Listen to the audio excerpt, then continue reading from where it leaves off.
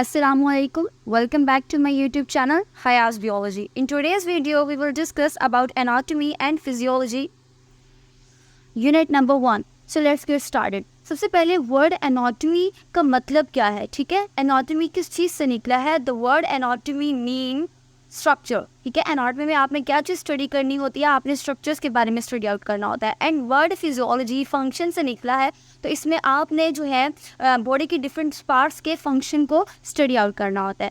ठीक हो गया क्लियर कि एनाटॉमी एंड फिजियोलॉजी क्या है? यानी कि आपने बॉडी के स्ट्रक्चर को स्टडी किया, अब उस स्ट्रक्चर के फंक्शन को स्टडी करेंगे तो वो क्या हो गया आपका एनाटॉमी एंड फिजियोलॉजी.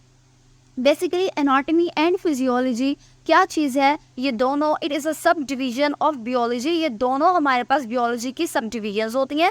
ठीक है, क्लियर होगी ये बात? ओके. अब बियोलॉजी क्या चीज़ है? Biology is a study of life. ठीक है, हमें पता है कि बियोलॉजी में आपने क्या स्टडी आउट करना होता है? लाइफ को स्टडी आउट करना होता है. क्लियर? अगर हम उस डेफिनेशन को डिस्कस करें, ठीक है, साइंटिफिकली इसकी डेफिनेशन क्या होगी आपके पास कि एनाटॉमी क्या चीज़ है. ठीक है, so anatomy is the branch of biology. ठीक है, ये साइंटिफिक ब्रांच है बियोलॉजी की जिसमें आपने क्या स्टडी करना है? You have to study the different humans body parts. ठीक है, जिसमें आपने डिफरेंट ह्यूमन्स बॉडी पार्ट को स्टडी आउट करना होता है. ठीक है, डिफरेंट ऑर्गन्स को स्टडी आउट करना होता है. क्लियर? अब अगर हम इनके ब्रांचेस को डिस्कस करें तो हमारे पास एनाटॉमी की डिफरेंट ब्रांचेस आती हैं. ठीक है, तो सबसे पहले हमारे पास ग्रॉस एनाटॉमी आती है जिसको हम मैक्रोस्कोपिक भी कहते हैं. ग्रॉस एनाटॉमी में आपने स्टडी आउट करना होता है. Gross anatomy deals with the study of the structures of the human body part by the naked eye. ठीक है, means that without any microscopes और लेंसेज. ग्रॉस एनाटॉमी में आपने बॉडी के उस पार्ट को स्टडी आउट करना है जिसको आप नेकेड आइज के साथ देख सकते हैं. यानी कि जिस बॉडी पार्ट को देखने के लिए आपको माइक्रोस्कोप की या किसी लेंस की ज़रूरत ना पड़े, तो वो आपकी ग्रॉस एनाटॉमी होती है. ठीक है, जैसे मैं आपके आइज को देख सकती हूँ, मुझे किसी माइक्रोस्कोप की ज़रूरत नहीं है. मैं अगर चेक करना चाहती हूँ, ठीक है, कि आपके आई में कोई फॉल्ट है, ठीक है, कोई रेडनेस वगैरह नज़र आ रही है, तो मुझे किसी माइक्रोस्कोप की ज़रूरत नहीं है, मैं ऐसे ही उसको ऑब्जर्व कर सकती हूँ. सो वो वाली स्टडी जो है कहाँ पे जाएगी? आपके पास ग्रॉस एनाटॉमी में जाएगी. ये ग्रॉस एनाटॉमी उस टाइम यूज़ होती थी जब हमारे पास साइंटिफिकल इन्वेंशन नहीं हुई थी, माइक्रोस्कोप की इन्वेंशन नहीं थी. तो जो एनाटॉमिस्ट थे हमारे पास, वो क्या करते थे? जब उन्होंने किसी बॉडी ऑर्गन को एग्जामिन करना होता था तो वो ग्रॉस एनाटॉमी करते थे उस वक्त. यानी कि उस वक्त की एग्जामिनेशन में माइक्रोस्कोप का यूज़ नहीं था. सो वो एग्जामिनेशन आपकी ग्रॉस एनाटॉमी में आती है. देन है आपके पास histology. Histology is a branch of anatomy which deal with the study of structures of tissue. Histology आपके पास वो ब्रांच है एनाटॉमी की जिसमें आपने क्या स्टडी आउट करना है? बॉडी टिश्यूज़ को स्टडी आउट करना है. ठीक हो गया. उसके बाद है आपके पास एम्ब्रियोलॉजी. एम्ब्रियोलॉजी में आपने ये वो ब्रांच है एनाटॉमी की जिसमें आपने स्टडी आउट करना होता है एम्ब्रियो को. क्लियर हो गया? ठीक है, जो कि आपको क्लियर और डिटेल इंफॉर्मेशन बता रही है कि किस तरह से चेंजेस आ रही हैं during the development through out the life. ठीक है, आपकी डेवलपमेंट किस तरह से हुई, ठीक है, फ्रॉम एम्ब्रियो टू फीटस किस तरह से ऑर्गेनिज्म डेवलप होता है, वो सारे की सारी स्टडी, वो सारे के सारे चेंजेस प्रोसेस जो है वो आप एम्ब्रियोलॉजी में डिस्कस करते हैं. क्लियर हो गया? Hence it is helpful in understanding cognition deformities and defects. तो ये क्या है आपके लिए? आपको अंडरस्टैंड करवाने के लिए कि किस तरह से कॉग्निशन डिफॉर्मिटीज़ आ रही है, कि किस तरह से एक सिंगल सेल से डिफॉर्म्स होके आप एम्ब्रियो में डेवलप होते हैं और फिर आप एक कंप्लीट ऑर्गेनिज्म बनते हैं. वो सारे के सारे चेंजेस आप एम्ब्रियोलॉजी में स्टडी आउट करते हैं. ठीक हो गया? यहाँ पे आपको डायग्राम में क्लियर नज़र आता है कि ग्रॉस एनाटॉमी क्या है. यानी कि without microscope bye naked eye, आपको जैसे पिक्चर में नज़र आ रहा है, ये वो वाले ऑर्गन्स है जिसको आपको स्टडी करने के लिए किसी माइक्रोस्कोप की ज़रूरत नहीं है. Then histology. हिस्टोलॉजी में आपने क्या स्टडी करना है? टिश्यूज़ को स्टडी करना होता है. ठीक है, सेल के डिफरेंट पार्ट्स को स्टडी आउट करना होता है, तो वो हिस्टोलॉजी आता है. हिस्टोलॉजी आप अपने ह्यूमन बॉडी के किसी भी सेल या टिश्यूज़ को विदाउट माइक्रोस्कोप नहीं देख सकते ना, तो इसको हम क्या कहेंगे? ये ऐसी स्टडी है जिसमें आपको माइक्रोस्कोप्स की इस्तेमाल करने की ज़रूरत होती है, तो इसको हम क्या कहते हैं? Study of microscopic parts of cell. ये हो गया आपके पास हिस्टोलॉजी. जैसे आपको पिक्चर में नज़र आ रहा है, ये एनिमल सेल नज़र आ रहा है, इसमें आपको डिफरेंट ऑर्गेनेलीज नज़र आ रही है. ठीक है, डिफरेंट सेल्स नज़र आ रहे हैं. क्लियर? देन है एम्ब्रियोलॉजी. Study of embryo. ये आपको डिफरेंट स्टेजेस दिखाए हुए हैं. ठीक है, ये आपके पास चिक एम्ब्रियो या दिखाया हुआ है, उसके डेवलपमेंट स्टेजेस दिखाए हुए हैं आपको ह्यूमन एम्ब्रियो के, कि ये किस तरह से इसमें चेंजेस आते हैं आपकी बॉडी में. ऑलराइट, उसके बाद आती है आपके पास रीजनल एनाटॉमी। रीजनल एनाटॉमी ये वो ब्रांच है एनाटॉमी की जो डील करती है, स्टडी करती है बॉडी के स्पेसिफिक पार्ट्स को। यानी कि जैसे आप किसी रीजन को डिस्कस करें ना, जैसे आप मुल्तान रीजन को डिस्कस कर रहे हैं, आप साहिवाल रीजन को डिस्कस करें, आप किसी एक स्पेसिफिक एरिया को टारगेट करके बोल रहे हैं ना।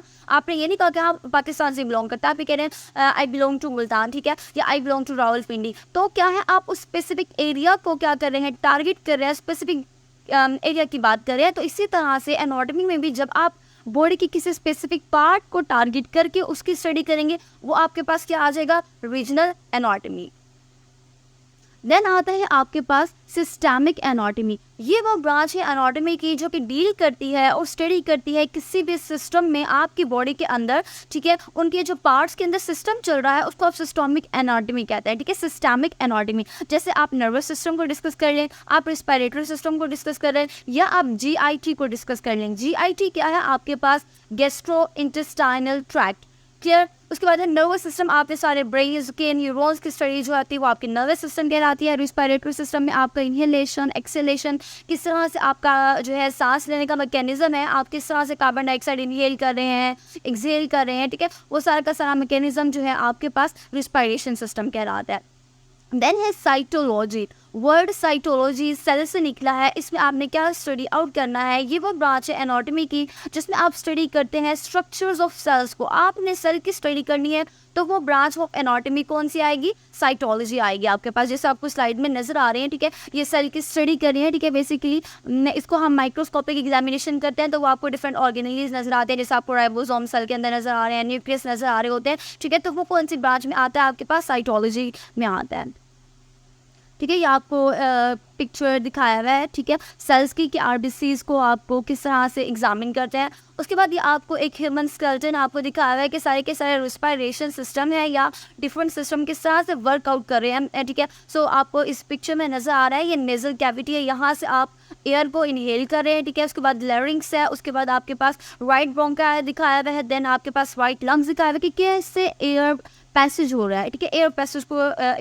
एक्सप्लेन किया हुआ है कि एयर आपकी बॉडी में इंटर कहाँ से हो रही होती है, ठीक है।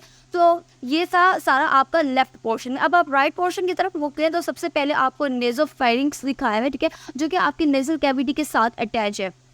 उसके बाद होता है आपके पास ओरोफेरिंक्स, क्लियर। देन उसके पास एपिग्लोटिस, उसके बाद है आपके पास oesophagus, then trachea, left bronchus and left lungs. तो इस तरह से ये सारा का सारा आपका रिस्पिरेटरी सिस्टम का स्ट्रक्चर आपको यहाँ पे दिखाया है। ये आपने डायग्राम रिस्पिरेटरी सिस्टम के साथ बनानी है। देन आपको ये दिखाया हुआ है रीजनल एनाटॉमी कि आप बॉडी के डिफरेंट रीजन को डिस्कस कर लें, ठीक है। तो ये आपके पास डायग्राम आती है। सब कोस्टल प्लेन आपको दिखाया हुआ है, ठीक है। उसके बाद आपके पास डिफरेंट प्लेन से आपको दिखाया हुआ है, ठीक है। ये हम फर्दर नेक्स्ट लेक्चर में डिस्कस करेंगे, वो यूनिट नंबर 2 का पार्ट है ये, ओके। उसके बाद हम डिस्कस करेंगे एप्लाइड एनाटॉमी की। ये वो ब्रांच है एनाटॉमी की जिसमें आपने डील करना है किसी भी डिजीज़ को, ठीक है। आप उसको डायग्नोस करेंगे तो वो आपका एप्लाइड एनाटॉमी आ जाएगा। यानी कि डायग्नोसिस ऑफ डिजीज़ कर रहे हैं ना आप, तो इसका मतलब आप कौन सी एनाटॉमी के साथ डील कर रहे हैं, आप अप्लाइड एनाटॉमी को, डिजीज़ अप्लाइड एनाटॉमी को आप क्या कर रहे हैं, डील आउट कर रहे हैं। देन है आपके पास cross section anatomy. It is a branch of anatomy which deal with the study of cross-sectional parts of human body। अब आपने ह्यूमन बॉडी के जो क्रॉस सेक्शनल पार्ट्स को स्टडी करेंगे, ठीक है, वो आपके पास क्रॉस सेक्शनल एनाटॉमी में आ जाएगी। अब क्रॉस सेक्शनल क्या मतलब कि आपकी बॉडी में जैसे आपके पास 2 आइज होती हैं, ठीक है, उसको हम क्रॉस सेक्शन में डिवाइड करते हैं आपकी बॉडी को, ठीक है, लेफ्ट पोर्शन राइट पोर्शन। तो इस तरह जब आप उसको कंपैरिजन करके स्टडी आउट करें लेफ्ट लंग्स को राइट लंग्स को, वो आपका क्रॉस सेक्शनल एनाटॉमी में आ जाता है। ये आपको डिफरेंट स्ट्रक्चर्स दिखाए हुए हैं, ठीक है। आपका स्पाइनल कोड दिखाया हुआ है, आपका राइट लंग्स दिखाया हुआ है, liver, heart, oesophagus, stomach, aorta. That's all for today. Thanks for watching. Do subscribe to my channel and don't forget to hit the like button. Stay tuned. अल्लाह हाफिज़।